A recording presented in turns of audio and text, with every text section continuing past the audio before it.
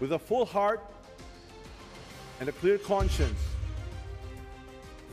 I tender my resignation as Speaker of the House of Representatives. I do this so that the Independent Commission on Infrastructure may pursue its mandate freely and fully. Let the truth emerge and let justice be done. Pilipinas, alas 5:30 na. Ito na mga bumabanderang balita. The new Speaker, Congressman Bogie D. ng Isabela, pumalit sa nag-resign na si Speaker Martin Romualdez.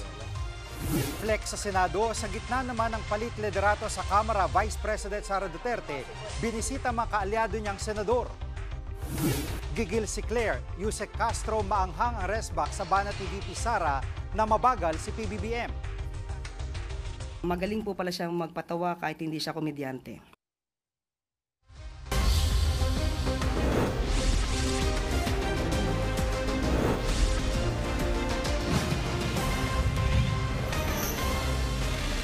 Nangyari ng pagpapalit ng liderato sa Kamara, inihalal bilang bagong speaker si Isabela Congressman Bogie D.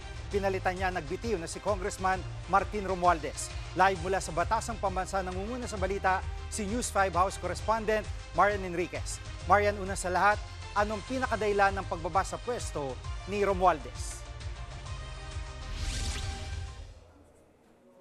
Jiggy, yung pagkakadawit nga sa issue ng flood control projects, yung pinaka nagtulak kay late Representative Martin Romualdez na magbitiw bilang House Speaker. Sa kanyang talumpati, sinabi ni Romualdez na buo niyang tinatanggap ang panawagan ng Pangulo para sa pananagutan sa nakaraang sona nito noong Hulyo. Nananawagan daw ng linaw ang ating mga kababayan sa gitna nga ng issue nitong mga ghost flood control projects. Nagbitiw daw si Romualdez upang magampanan ng binuong Independent Commission for Infrastructure ang mandato nito na malaya at buo at walang duda at walang panghihimasok o labis na impluwensya. Pakinggan natin itong pahayag ni talumpati ni Romualdez.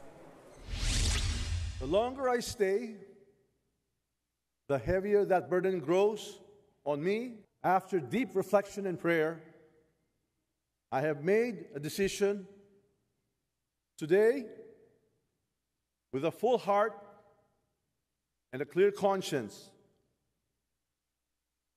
I tender my resignation as Speaker of the House of Representatives. I step down not in surrender, but in service. For sometimes, the greatest act of leadership is the grace to let it go.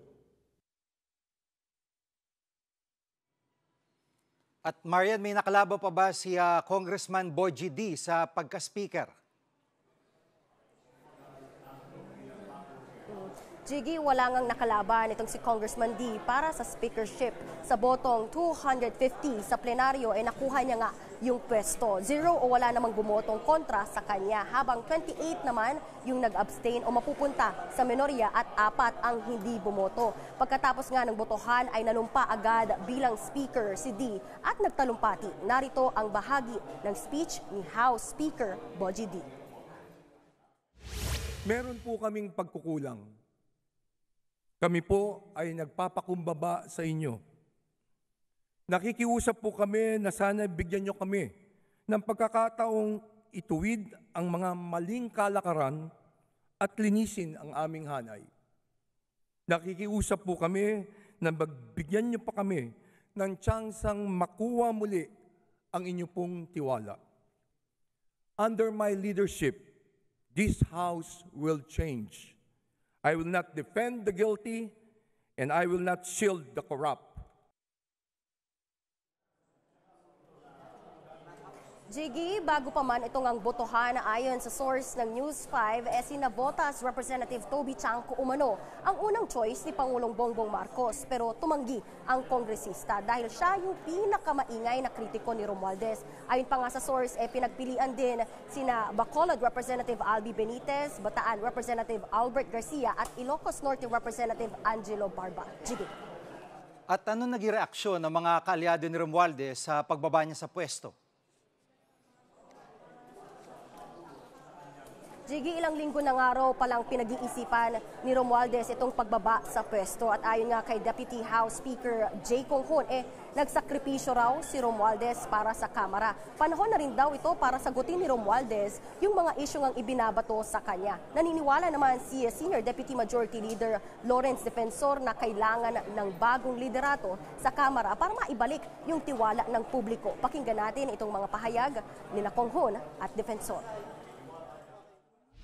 Dahil nakikita rin niya na masyado nang tinatamaan din yung House, yung institution, at talagang mahal din niya yung Congress. So nakita rin niya na kaya niya ginawa yung yung sakripisyo na at least to step down. The House needs this change. The House needs to rebuild its reputation and regain its integrity.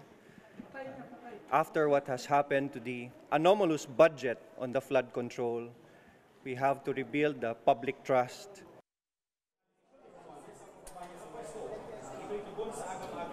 Yan muna ang latest dito sa Kamara. Balik sa iyo, Jiggy. Yan ang ulat ni Marian Enriquez live mula sa Batasang Pambansa. Sino nga ba ang bagong speaker na si Isabela 6th District Representative Faustino Boji D. III? Bago ihalal ng mga kapwa kongresista sa pagka-speaker, isa siya sa 11 House Deputy Speakers sa 20th Congress at kapartido siya ni Pangulong Bongbong Marcos sa Partido Federal ng Pilipinas. Bago yan, nagsilbi siyang Vice Governor Isabela mula 2019 hanggang 2025. Naupo naman siya bilang Governor ng probinsya mula 2010 hanggang 2019. 7 na taon din siyang naging congressman ng Isabela 3rd District. Kilala ang pamilya D pagdating sa politika sa probinsya ng Isabela. Bukod sa anak siya ng dating gobernador noon, ay ilan din sa mga kaanak niya ang lingkod bayan ngayon. Kabilang dyan ang anak niyang si Faustino D. V na kasalukuyang alkalde sa Etiaga, Isabela. Si Congressman Boji D ang kauna-unang House Speaker mula sa Isabela na bahagi ng binansagang Solid North.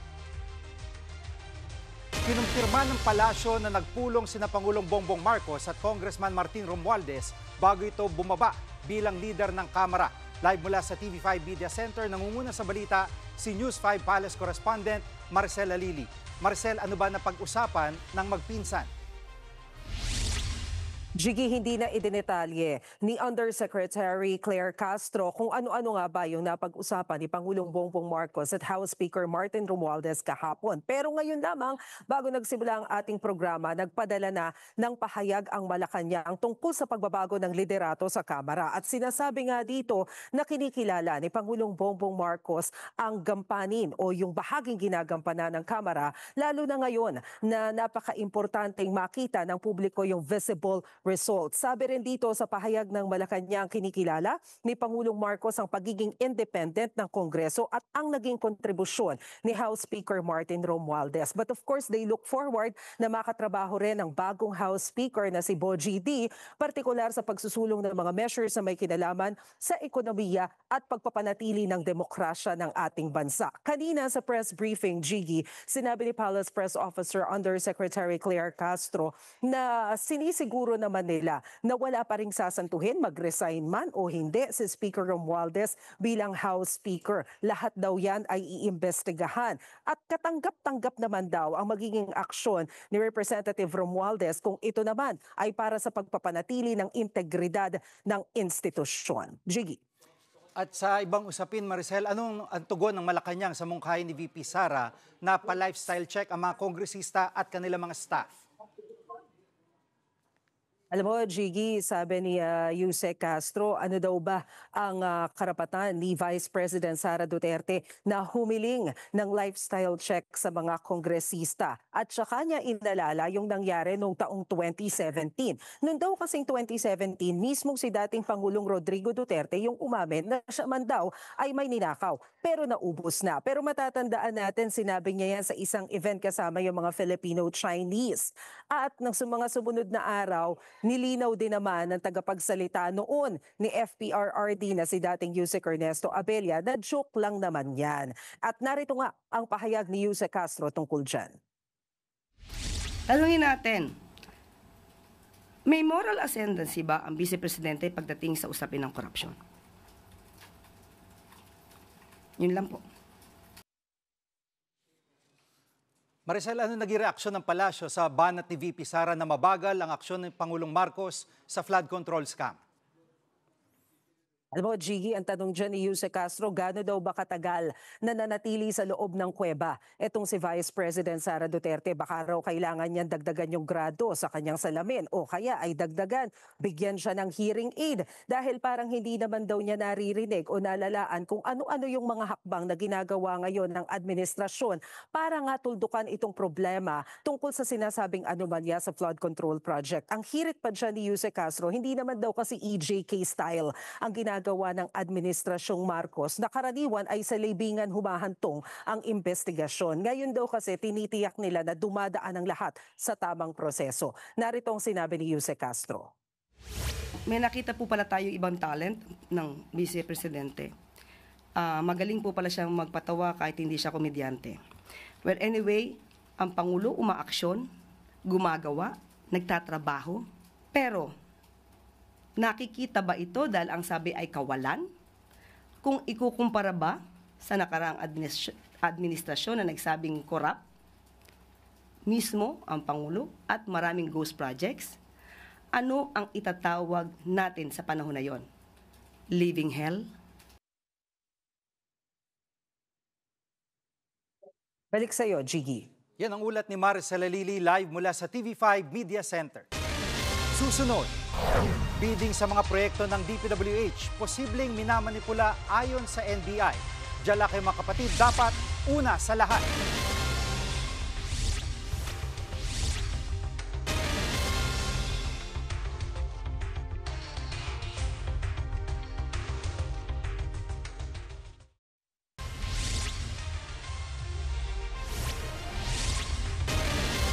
Binusisi ng NBI ang tila pagmamanipula sa bidding ng ilang proyekto ng DPWH. Base sa nakalap na dokumento ng NBI mula sa Securities and Exchange Commission ng SEC, lumalabas na pare-pareho lang ang Board of Directors at Officers ng kalahati sa top 15 contractors. Ibig sabihin, posibleng umiikot lang sa ilang tao ang mga kontrata. Magsusumite ang NBI sa DOJ ng report at listahan ng mga posibleng sampahan na reklamo. Tumutulong ang NBI sa investigasyon ng binuong Independent Commission for Infrastructure. ABCDE contractors have the same sets of officers.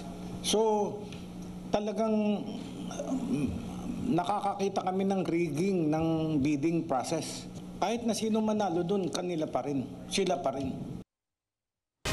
Bumisita si Vice President Sara Duterte sa Senado kanina para makipagpulong sa ilang kaalyado niyang senador.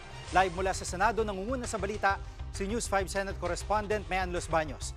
Mayan, unahin lang natin ano naging reaksyon ni VP Sara sa pagpapalit ng liderato sa Kamara. Gigi, nakailang tanong tayo kay VP Sara Duterte nung bumisita nga siya dito sa Senado kaninang hapon. Kaugnay nga doon sa kanyang komento o reaksyon ng pagpapalit ng liderato sa Kamara. Pero alam mo, Gigi, tikom ang kanyang bibig.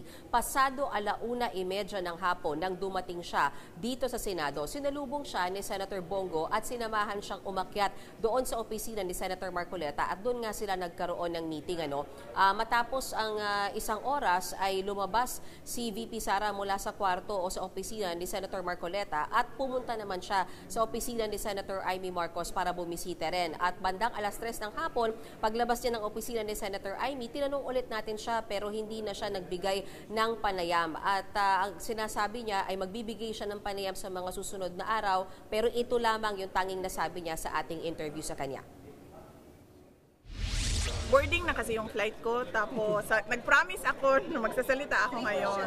Kaso boarding na yung flight ko. So, babalik naman ako bukas. May puntahan lang ako sa Sultan Kudarat.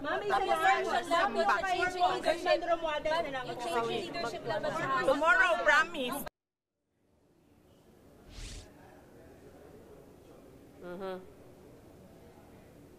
Pero kahapon, Jiggy, sinabi na ni VP Sara Duterte na dapat na nga raw mapalitan itong si Speaker Romualdez. Matatandaan natin, Jiggy, matagal nang may iringan si VP Sara at si dating Speaker Romualdez. Una dyan ay yung dahil daw sa pangunguna ni dating Speaker Romualdez ay nakat o nabawasan yung budget ng Office of the Vice President at ng Department of Education na hinihead o kung saan head dati si VP Sara. Pangalawa dyan ay sa pangunguna din daw ni Congressman Romualdez ay na-impeach nga si VP Sara. Jiggy? At may nabanggit ba ng tanggapan ni Senator Marcoleta kung ano na pag-usapan nila? Tinanong muna natin si VP Sara tungkol dun sa agenda. Bakit siya nag-courtesy visit kay Senator Marcoleta today pero hindi na nga rin niya yan sinagot. Pero sa opisina, galing yung statement sa opisina ni Senator Marcoleta at ayon sa kanila ay nag-express ng trust, confidence, and support si VP Sara kay Senator Marcoleta sa kanyang courtesy visit. Napansin din natin kanina, Jiggy, na habang nagmi-meeting si Senator Marcoleta at VP Sara ay pumasok din sa opisina ni Senator Marcoleta yung ilan pang mga taga-Duterte block, sila Senators Bato de la Rosa at Amy Marcos. Natanong naman natin si Senator Bongo tungkol saan ba yung usapan na yan. Hindi daw niya alam yung mismong pinagmitingan ng dalawa, pero silang dalawa ni VP Sara, si Senator Bongo at VP Sara, nagkamustahan lamang daw, Jiggy. Yung pagbibitiw bilang speaker ni Congressman Romualdez, may reaksyon na ba yung mga senador? Meron, Jiggy. Bago ako tumayo dito ay nakapag-ambush interviews tayo sa ilang mga senador. Pangunahin dyan si Senate President Tito Soto. Anya, hindi siya nagulat dyan sa pagpapalit ng liderato sa Kamara. Katunayan, Jiggy, dapat kasi may meeting yung commission appointments ngayong araw kasama yung mga members ng Senado at Kamara. Pero kinancel yan ni Senate President Soto dahil din daw sa advice sa kanya ni Congressman Quico na magkakaroon nga ng change in leadership. So pinakancel muna yung meeting na yan. And then tinanong natin about yung capability ba, kung kilala ba siya ni SP Soto, itong si Speaker Boji. Sabi niya kilalang kilala niya dahil dati niya palang kapartido sa NPC at sabi nga niya good choice daw para sa mga kongresista na mag-lead sa kanila ay si Speaker D. Samantala, si Senator Amy Marcos, matagal na rin daw niyang kakilala si Speaker D at ang alam daw niya ay napakabait nito pero naaawa daw siya dahil sa tindi daw ng trabaho na kinakaharap niya bilang bagong leader ng Kamara. Habang si Senator Bato de la Rosa naman ay napatanong. Sabi niya, bakit daw nag-resign si dating Speaker Romualdez? Dahil daw ba guilty siya sa mga akusasyon sa kanya? Natanong din siya kung anong kanyang nararamdaman sa resignation ni Speaker Romualdez. Pero alam mo, Jiggy, natawa lang si Senator Bato de la Rosa. Narito ang bahagi ng pahayag ng mga senador na nakausap natin, Jiggy. Is that a sign of guilt? Why does he resign? Huh? Sign of guilt, right? Guilt about what, sir? About the accusation. About the problema natin sa flood control. I don't know kung anong bakit siya nag-resign. With the new leadership, sir, do you think would be good both for the House and the Senate, sir? Under Speaker Boji D, sir? It remains to be seen. Kilala ko si Boji, bata pa kami. Magkasama kami sa Kabataang Barangay. Sobrang bait ng tao, awang-awa ako sa kanya. Magaling si Boji, kaya lang ang depekto lang niya, sobrang bait. Yun na nga. Marami talagang magpapalusot, maraming magdidemand. Ako, napakahirap ng sitwasyon niya. Arguably the worst job in the world.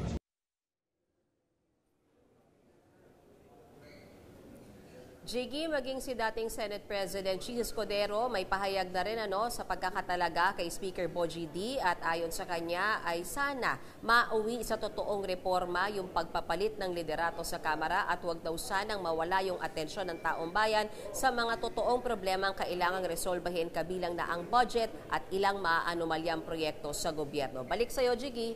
Yan ang ulat ni Mean Los Baños live mula sa Senado. Susunod, kaanak ng isa sa mga nawawalang sabungero, tinangkang suhulan.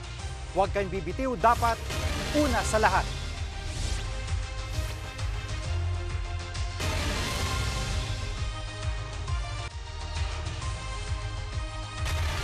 Arestadong dalawang sospek na nagtangkaw manong manuhol ng kaanak ng isa sa mga nawawalang sabungero.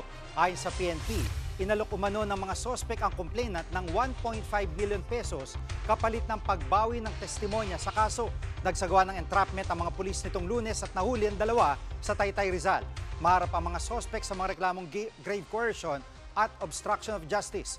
Tinutugis naman ang dalawang kasabwat nila na pabalik-balik daw sa bahay ng complainant.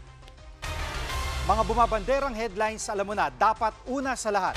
Abangan niyo po ulit kami bukas dito sa TV5, 1PH, RPTV, True TV at 105.9 True FM. Susunod na po ang